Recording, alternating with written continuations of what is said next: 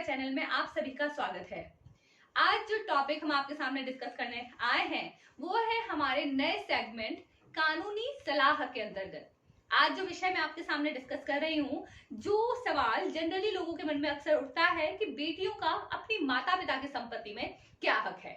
तो मैं ये बताना चाहूंगी कि अगर हम ये बात करते हैं, अगर हम इस हक की बात करते हैं तो यह देखा जाएगा हमारे पर्सनल लॉ या व्यक्तिगत विधि के अंतर्गत। फॉर एग्जाम्पल, अगर आप हिंदू हैं तो आप इस विषय में हिंदू विधि से गवर्न होंगे, आप मुस्लिम हैं तो मुस्लिम विधि से, क्रिश्चियन है तो क्रिश्चियन विधि से, और ज्यूज या पारसी हैं तो आप अपनी विधि के अनुसार इसमें गवर्न होंगे। हिंदू बेटियों को अपने माता पिता की प्रॉपर्टी, तो अब पहली बात, अगर पिता की प्रॉपर्टी है तो प्रॉपर्टी पर्सनल प्रॉपर्टी की हम बात कर रहे हैं, तो पर्सनल प्रॉपर्टी में उसी के साथ साथ 2005 के बाद जो को पार्सनरी यानी जो आपको अपने पिताजी, दादाजी या परदादाजी से प्राप्त है, उसमें बेटियों को समान हक दिया गया है। उसी के साथ साथ केवल हक की बात नहीं है, वहां पर समान दायित्व भी अधिरोपित किए गए हैं। ओके, तो यहाँ पर देखा जाए तो बेटियों का हक अपने हिंदू विधि में माता पिता की प्रॉपर्टी में उतना ही है। कौन सी प्रॉपर्टी की बात कर रहे हैं हम यहाँ पर? प्रॉपर्टी की बात कर रहे हैं यहाँ पर सेल्फ अर्न या सेल्फ एक्वायर्ड प्रॉपर्टी में।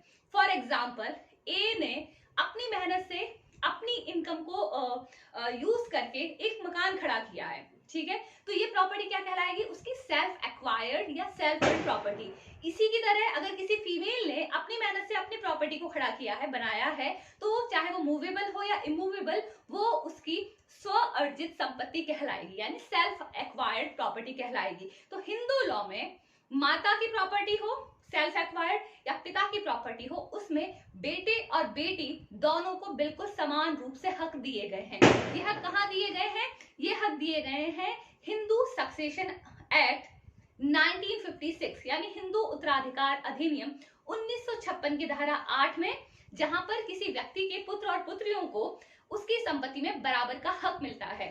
और उसी के साथ अगर किसी हिंदू महिला की संपत्ति है तो उसकी प्रॉपर्टी के लिए सेक्शन 15 का क्लॉज 1 प्रावधान करता है। तो इस तरीके से हर बेटी का और हर बेटे का अपने माता पिता की स्व अर्जित संपत्ति में बराबर का हक है। तो इसी के साथ अगर आपके कोई सवाल हैं, जिन सवालों पर आप कोई सलाह चाहते हैं, तो हमारे कानूनी सलाह सेगमेंट में आप हमें कमेंट बॉक्स में कमेंट करके बता सकते हैं। Thank you so much.